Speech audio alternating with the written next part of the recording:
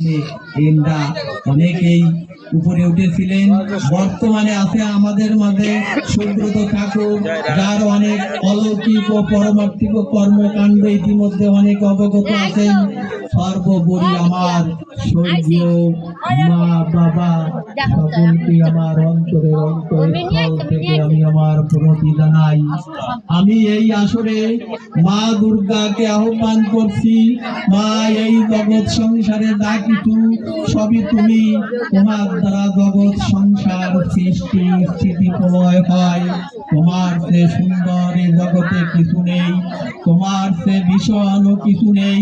তোমার শক্তিতে অসুরেরা শক্তিমান হয়, দেবতা ঋষি দক্ষ কিন্নর গন্ধর্ব সবাই তোমার পূজা করে।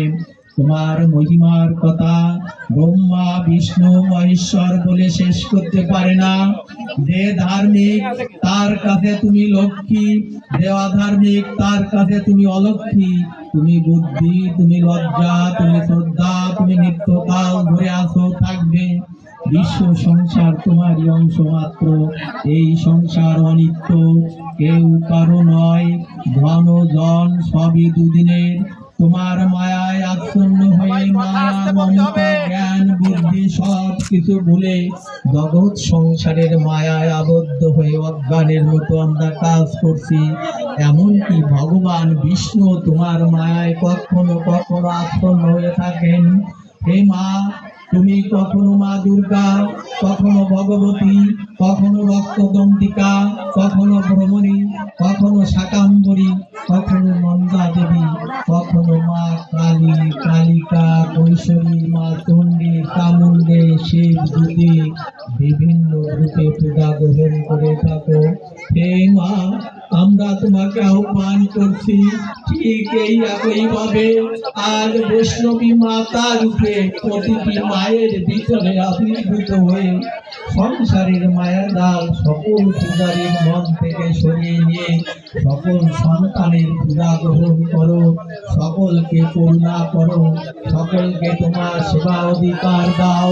সকলের মনে যাতে মাতৃপ্রেমের উদয় হয়, মায়ের প্রতি আকুণ্ঠ ভালোবাসা জন্মায়, সকলের মোক্ষ লাভ হয়। আমরা তোমার নিকট সেই কামনাই করছি। এখানে উপস্থিত সুধীবৃন্দ, পূজারীবৃন্দ সকলের নিকট আমি ক্ষমা প্রার্থনা করছি। কেননা আমার পূজা করার মতো যোগ্যতা নেই। অনেকের নিকট এই পূজা অবান্তর বিরক্তিকর মনে হতে পারে, আমাকে ক্ষমা করবেন। আমার উদ্দেশ্য সন্তানদের মনে যাতে মাতৃপ্রেমের উদয় হয়, তার জন্য আমার এই সামান্য প্রচেষ্টা। আশা করি যাদের এই প্রচেষ্টা তাদের সমাদরে তার সার্থক হবে। আপনারা আমাকে যে ব্যাস আসনে বসবার সুযোগ করে দিয়েছেন, এজন্য আমি কৃতজ্ঞ, আমি ধন্য। আমি মন্ত্রতন্ত্র কিছু জানি না, শুধু ভক্তি ও চোখের জলে এই পূজা আপনারা করবেন, তাই সকলের সহযোগিতা ও প্রার্থনা কামনা করছি। আপনারা মা, আপনাদের সন্তান আপনাদের কথা শোনে বা শুনবে, তাই আমাদের সমাজে অনেক সন্তানেরা কিন্তু অনেক ভুল ত্রুটি করছে। আপনারা যদি তাদের ক্ষমা না করেন তাহলে তারা শুধরাবে না।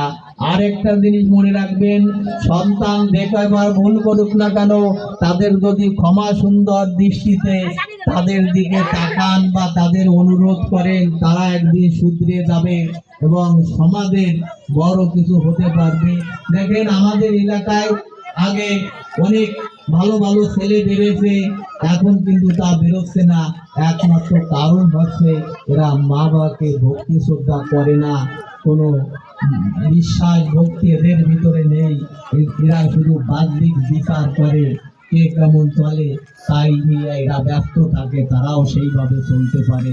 আমরা অনেকেই আসক্ত হয়ে গেছি, কেউ ঈশ্বরের প্রেমে আসক্ত, কেউ মদ গাঁজার প্রেমে আসক্ত, কেউ বা মা বাবার বন্ধনে আসক্ত।